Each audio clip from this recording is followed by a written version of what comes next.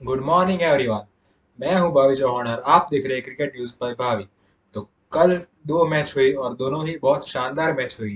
पहली मैच थी हैदराबाद और बॉम्बे के बीच और दूसरी मैच थी आरसीबी और दिल्ली के बीच। तो आरसीबी और दिल्ली का तो कंफर्म ही था कि वो दोनों खेलेंगे प्लेऑफ्स में, लेकिन अगर आरसीबी 163 रन से जीतती थी, अगर पहली बैटिंग आती तो आरसीबी टॉप टू में जा सकती थी और डायरेक्ट प्लेऑफ क्वालिफायर में खेल सकती थी। लेकिन दिल्ली की पहली बैटिंग आई और ये नहीं हुआ। और कल भी हर्षल पटेल ने अपनी एक्सपेक्टेशन से बॉलिंग की और विकेट लेके दी विराट कोहली को।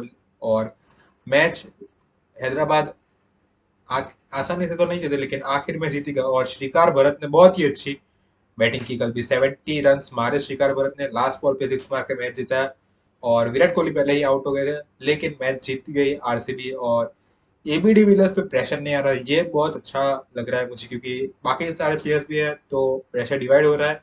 इसलिए ये एक अच्छी बात हुई आरसीबी में। और दूसरी मैच एमआई और हैदराबाद के बीच बहुत ही शानदार मैच हुई थी दोनों के बीच। पहले एमआई की बैटिंग आई और एमआई बैटिंग ही चाहती थी और हैदराबाद को भी बैटिंग ही चाहिए थी, क्योंकि पिच हैदराबाद तो पिच की कंडीशन देख के बैटिंग लेना चाहते, लेकिन एमआई को तो बैटिंग लेनी ही पड़ती, क्योंकि अगर उन्हें क्वालिफायर में खेल प्लेऑफ्स में खेलना था तो 171 रन से जीतना पड़ता है। 171 टारगेट नहीं, 171 रन से जीतना पड़ता था।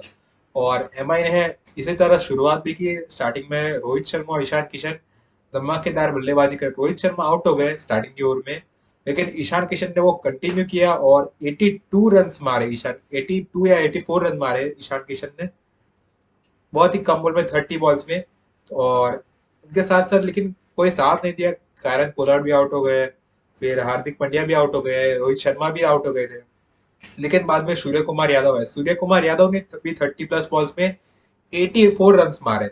तो इन दोनों की वजह से मुंबई इंडियंस ने 235 रन का टारगेट सेट किया।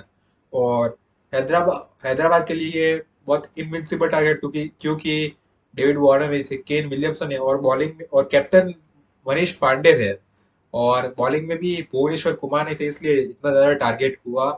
और बाद में जब हैदराबाद की बैटिंग आई तब अभिषेक शर्मा ने स्टार्टिंग बहुत अच्छी करके दी, जेसन रॉय ने अच्छी की, मनीष पांडे ने भी अच्छी बैटिंग की, लेकिन मनीष पांडे के साथ किसी ने नहीं दिया। मनीष पांडे एंड तक खेलते रहे, लेकिन बाकी के सामने से तो सब आउट ही हो रहे थे, 10-15 रन मार के आउट ही हो रहे थे, इसलिए हैदराबाद मैच नहीं जीती। और अराउंड 200 ही रन हुए। लेकिन एक अच्छी बात यह हुई, as a Kolkata point of view, am I ने कोलकाता पॉइंट ऑफ व्यू के सिर्फ बॉम्बे 35 रन से ही 35-40 रन से ही जीती, इसलिए कोलकाता पास हो गई, क्वालिफाई हो गई और बॉम्बे नहीं हुई। बॉम्बे तो चाहती थी और इसी तरह खेला भी उन्होंने बॉम्बे वालों ने, लेकिन नहीं हुआ और कोलकाता क्वालिफाई हो गई। और मेरे लिए तो बहुत खुशी की बात है, क्योंकि मेरी फेवरेट टीम कोलकाता ही है।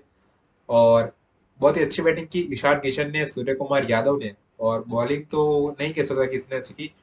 एक तो एमआई ने बैट्समैन भी क्विंटन डिकॉक को नहीं खेला, जो कि बहुत ही अच्छी तरीके से बैटिंग कर, लेकिन ये कॉम्बिनेशन उस कॉम्बिनेशन से ज्यादा अच्छा, क्योंकि Ishan Kishan as an opener Quinton de Kock से ज्यादा अच्छा खेल रहे थे।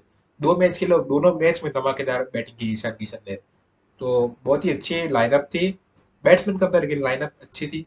और इंडिया को भी अगर ईशान किशन को भी अगर इंडिया ओपन करवाए तो बहुत अच्छी बात होगी, लेकिन आई डोंट थिंक ये चांस मिलेगा, क्योंकि केएल राहुल भी है और विराट कोहली भी कह रहे थे कि वो ओपन करना चाहते हैं। तो देखते हैं क्या होता है। I want Ishan to open, so let's wait for the World Cup. And now we are going to play playoffs. So wait for Delhi and Chennai. I want Delhi to win the match. Just I like Delhi more than Chennai. So कल है playoffs और कल रात को मैं नहीं कर पाया क्योंकि नवरात्रि चल रही थी। So happy Navratri.